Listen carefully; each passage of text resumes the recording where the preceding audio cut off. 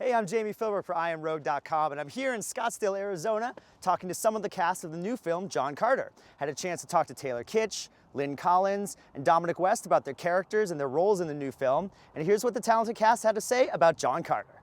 You know, this is the first big action movie like this where you really get to be the lead and, are carrying the film. Was there a lot of pressure on you to take on this role and to be John Carter? I don't think anyone's going to put more on it than me. I think the pressure laid in that, but also in I think, breathing life into Stanton's childhood dream. In that first meeting with him, I left he has such an incredible energy and that's so infectious about the film. So I left knowing this was something I had to throw my hat in the ring for sure. Well, tell me about that first meeting with him. I mean, obviously this is his childhood. He loved this thing, and I'm probably imagined who would play it when he was a kid, and then casting you in the role. But what did he sort of tell you about his vision for the dream, for the project? I think it's just that. I walk into this big office, and it's a huge round table, and it was floor to ceiling of preparation.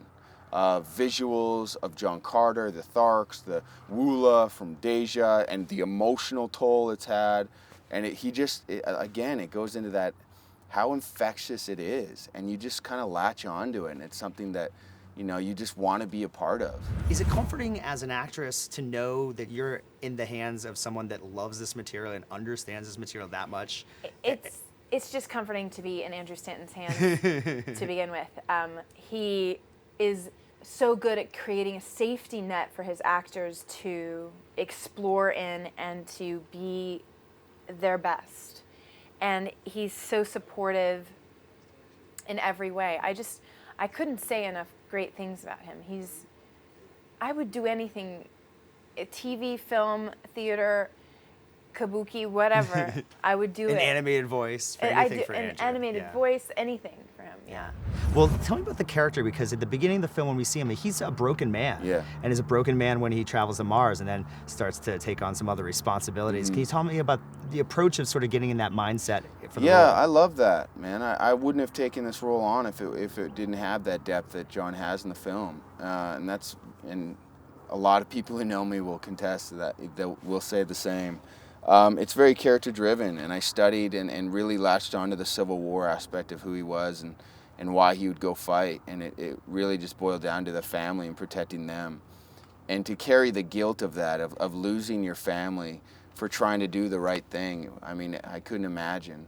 So it was trying to just trigger into that kind of response of what that would mean to someone. I want to ask you, I've heard actors say before that playing the villain is more fun than playing the hero. And you play villains quite a bit. Is that your experience? Do you have more fun as an actor playing the villain than being the lead hero? Well, I think I probably do. I think quite apart from that, you tend to have to do less work because you're not on so much. But it's usually you get the best jokes, and normally there's a sort of element of humour to the villain that I enjoy, and also it's quite liberating to play or to behave in a way that you're not really allowed to in real life. To behave in a way that you want to kill everybody and take over the world. I mean, we all understand what that feels like, but we don't get to do it too often. But I did in this film. And then finally, I just want to ask you about the source material itself. Did you go back and kind of look at it and try to draw anything that you could for your character, or did you just stick strictly to the script? I felt the source material, she was a little tooty and maybe a little damsel in distress, and Andrew was like, that's not the way I want her at all. I want her strong. I want her feminine, but strong.